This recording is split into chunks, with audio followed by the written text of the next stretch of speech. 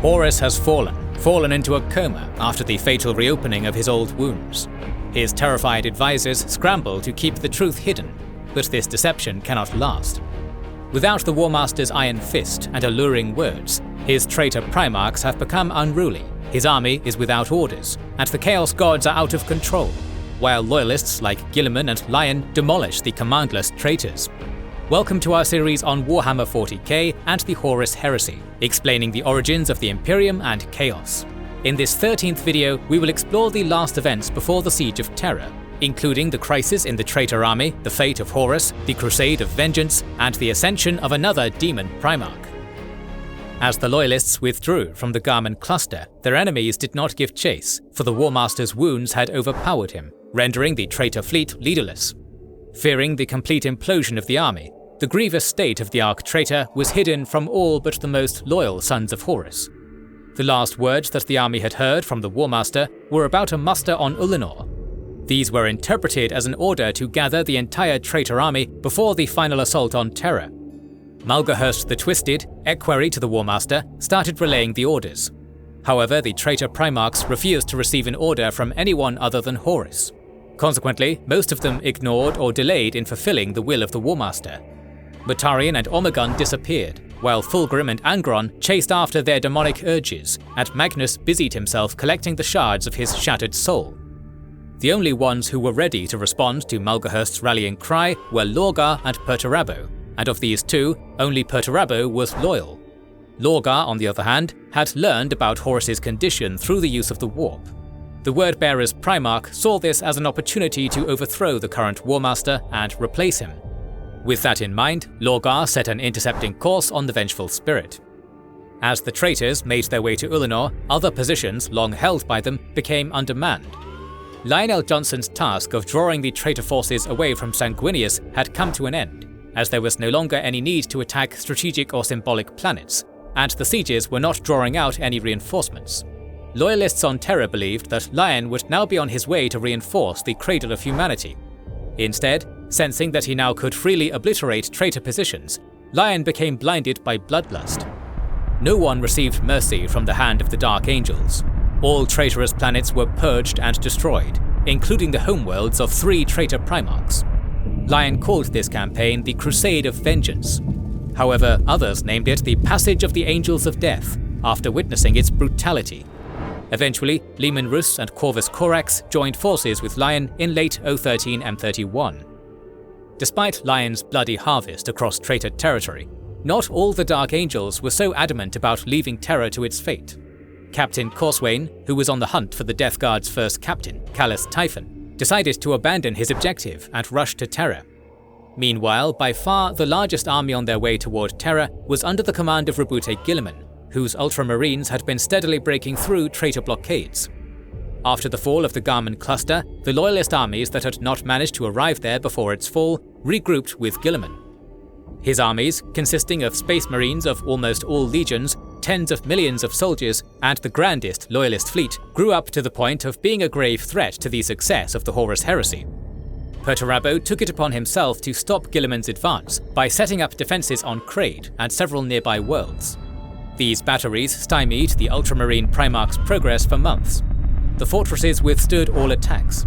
However, the traitors did not receive any supplies.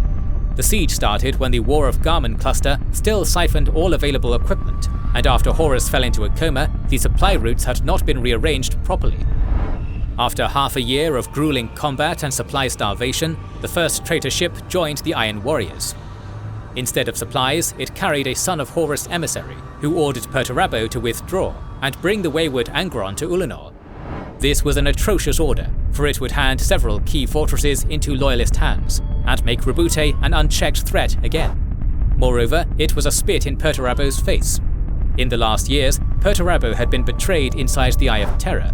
Then, after he wallowed back through half the galaxy, used as a plug to stop the Ultramarines. Now, after being forgotten for half a year, he was to abandon his fortress and be used as a herding dog for his unruly brother. Despite all of that, Perturabo carried out the order. During the search for Angron, the Iron Warriors were intercepted and trapped by Nurgle's Chaos Fleet.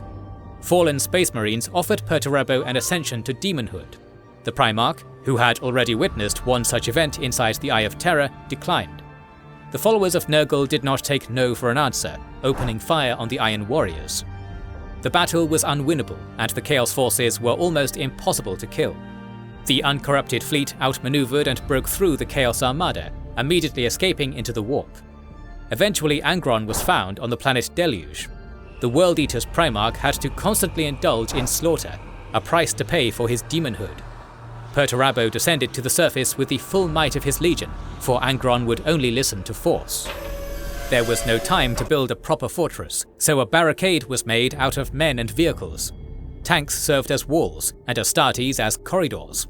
Perturabo forbade the usage of guns, for this battle's aim was not to destroy a legion, but to bring it into submission. It would be a bloody brawl, but one conducted on their own terms. Soon, a horde of World Eaters charged at the Iron Warriors' position. The followers of Khorne were funneled into gaps between stationary tanks, charging through thoughtlessly into the defense line. Using heavy shields and calculated retreats, the defenders lured the World Eaters deeper and deeper into the trap. As Perturabo watched the unfolding battle on a nearby hill, Angron flew directly at him. Perturabo had no hope of winning this duel. Yet, instead of retreating or hiding behind his soldiers, he took his brother head-on. Goading the Demon Primarch, he bought time until the World Eaters were surrounded. He then ordered his forces to finally open fire. The followers of Khorne began dying like flies. Angron rushed to save his legion, but Perturabo's robot guard stepped in, repeatedly breaking Angron's regenerating wings. For the second time in his life, Angron was a powerless witness to the wholesale slaughter of his men. Beholding the massacre before him, Angron broke down and surrendered. However, this peace was short-lived, and shortly after, the Ultramarines that had chased the Iron Warriors appeared in the star system. Feeling guilty about the way he had subjugated Angron, Perturabo gave his brother a choice. Either they could escape together, or stay here and all die, all except Angron, who would be the last one standing on top of a mountain of corpses. In his last moment of sanity, Angron chose to run. After returning to orbit, a brief space battle commenced, with most of the traitors escaping, save for a few World Eaters too consumed by bloodlust to follow commands. A month after Horus fell into his coma, Lorgar met up with the Vengeful Spirit, where on board the Warmaster remained unconscious. However, the Sons of Horus were too mighty a foe for the Wordbearers to take on in straight combat. The aid of an additional legion was needed, and the new meeting place had to be inconspicuous. The rally at Ulanor was chosen as the location of the coup. To build trust with the Sons of Horus, the Wordbearer's Primarch gave Malgahurst knowledge of a chaos ritual that allowed him to seek the soul of the Warmaster. Additionally, Lorgar needed to make sure that only the forces he controlled would be present at the moment of his coup. In order to ensure this, he first manipulated Malgahurst to make the Iron Warriors seek Angron. Then he sent Nurgle's fleet to intercept them. Even with that delay, he had little time before other armies gathered there. The only legion the Wordbearers would be allowed to seek without raising suspicion was the Emperor's children.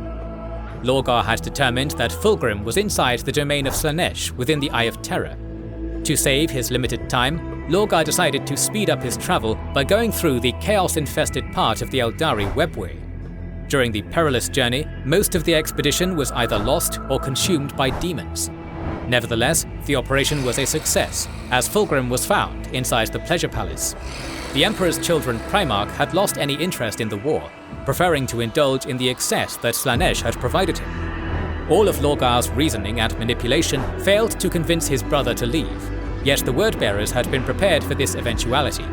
The Wordbearer sorcerer, Zardu Layak, had been given knowledge of the true name of the Demon Primarch. The moment its first syllable, unfit for the human tongue, was said, Fulgrim and all his forces attacked the Wordbearers. In this bloody melee, Lorgar duelled Fulgrim. The Wordbearers were pushed back, and the demons of Slaanesh slaughtered them mercilessly. The sound of each of the syllables weakened Fulgrim, and after the entire 30-syllable name was said, the fight stopped abruptly. The Emperor's Children Primarch was now bound to the will of Zardu Layak. Thereafter, the sorcerer ordered the Emperor's children to gather at Ulanor. Meanwhile, on the Vengeful Spirit, Horus's advisors clashed. The Monovul did not trust Lorgar, and forbade the use of his ritual, while Malgahurst could not bear witnessing the Warmaster in his sorry state. Eventually, the equerry conducted the ritual in secret, with the support of the Dark Mechanicum. In the first stage of this ritual, Malgarhurst found the part of Horus's soul which Leman Russ had wounded. This fragment of the War Master was a shade of its former glory. Trapped in delusion, the ghost was second-guessing all of his decisions, especially the one to accept the title of War Master. The last words that were heard before Horus fell into a coma were not an order to muster at Ulanor, but a feverish mumble. This misinterpretation had most probably foiled the last phase of the war. Next, Malgarhurst was taken to the second half of Horus's soul, the one that was left behind on Molech. This soul fragment waged a war against tides of demons. Across hundreds of battlefields at the same time, Horus alone defied the will of the Chaos Gods. In the eyes of Malgarhurst, this version of the War Master was too sure of his abilities, for it was inconceivable that a mortal could bend chaos to his will. While Malgarhurst observed the titanic struggle, demons whispered to him that the Horus he was now observing was no longer free, and that selling half of his soul to chaos was the price he had paid to leave Molech. The War Master's struggle was mere entertainment for the Chaos Gods. Malgarhurst was woken up from his trance as the vengeful spirit shook, and he realized the Sons of Horus were engaging a small loyalist fleet. When the equerry reached the bridge, Horus Aximant realized that the forbidden ritual had been conducted. Malgarhurst was imprisoned, and in his cell, the demons whispered. As long as Horus defied the will of chaos, he would not wake up. When the Space Marines loyal to Malgarhurst broke him out of confinement, his mind was already poisoned. The equerry conducted the ritual for the second time. As soon as he saw Horus's soul on Ulanor, he stabbed it in the wound that Leman Russ had made. Horus died, and Malgarhurst died with him. The War Master woke up, but he was no longer himself. Horus had become nothing more than a vessel for the ruinous powers outside the warp. When the Sons of Horus arrived at Ulanor, only word-bearers and the Emperor's children were present, with Perturabo and Angron remaining hours away. The coup could not be a battle, as Horus would receive reinforcements before it ended. As such, Lorgar and Fulgrim awaited on the surface to attempt an assassination. As soon as Horus landed, the atmosphere became filled with interference, cutting all communication. The War Master immediately saw through the charade and attacked Lorgar. Zardu-Layak, who was supposed to force Fulgrim to fight, froze in place. The power that Horus wielded was incomparable to anything he had seen, his brimming aura breaking reality itself. Without the aid of Fulgrim, Lorgar had no chance, and was promptly defeated. As punishment for his coup attempt, Lorgar was banished, along with most of the word-bearers, with only 5,000 of them remaining under the command of Zardu-Layak. The word-bearers were not the only legion that left the war effort that day. When the dust settled, Omegon approached Horus. After the death of his twin, he lost any interest in the war. To buy his freedom back, he gave plans for the defense of the solar system and a detailed map of the Imperial Palace. Over the next few weeks, almost all traitor forces gathered at Ulanor. The Chaos puppet Horus had lost the ability to organize such vast armies. To compensate for his flaw, he gave the title of Grand High Marshal to Perturabo. The Iron Warriors were chosen as the leaders in the coming attack on Terra. As the great traitor host amassed for the final battle, one legion did not arrive at the muster. The armies of the Death Guard were missing. Mortarion had received Malgarhurst's call to arms when his wayward first captain, Callus Typhon, was found. During their travel to the muster, Typhon, who had become a follower of Nurgle in his absence, began a ploy to corrupt the Death Guard. First, several Space Marines fell mortally ill. They coughed blood, their skin tore apart, and their bones began to deform. Mortarion immediately recognized this as Chaos influence, as the Astartes were immune to all diseases. The Primarch personally ended the suffering of his men, but to his horror, they rose from the dead mere minutes later, still groaning in agony. Callus managed to convince Mortarion that this was the result of external warp influence, not an inside job. However, as the plague started to spread, his theory was disproved. Typhon shifted the blame onto the navigators, but Mortarion knew that this was a lie. However, in having to choose between executing his friend or giving him one last chance, he chose the latter. This decision would result in a catastrophe. The Death Guard was now stuck within the warp, and only the Chaos Sorcerers could get them out, but the Chaos Sorcerers were behind the trap. Soon, the plague started spreading even faster, and Mortarion was even afflicted, although his body kept the symptoms under control. At last, Mortarion executed the first captain, but the fleet remained in the part of the warp where death was denied. Typhon claimed that once the Primarch accepted the gift of Nurgle, all the pain would go away for both him and his legionnaires. Mortarion gave in and let the disease within him fill him, becoming another demon Primarch. For his role in corrupting Mortarion, Callous Typhon became a champion of Nurgle, with his name changing to Typhus. The Death Guard didn't reach Ulanor. Instead, they headed straight for Terra, just as all the traitors did. Billions of soldiers, millions of armored vehicles, hundreds of thousands of space marines, tens of thousands of ships, and 6 Primarchs were marching to dethrone the Emperor. In front of them lay the most defended planet in the galaxy. But before the War Master reaches Terra, the rest of the solar system has to be conquered. How long will the defenders last? Find out in the next episode. Our series on the Warhammer 40k Horus Heresy will continue, so make sure you are subscribed and have pressed the bell button to see it. Please consider liking, commenting and sharing, it helps immensely. Our videos would be impossible without our kind patrons and YouTube channel members, whose ranks you can join via the links in the description to learn about our schedule, get early access to our videos, access our Discord, and much more. This is the Wizards and Warriors channel, and we will catch you on the next one.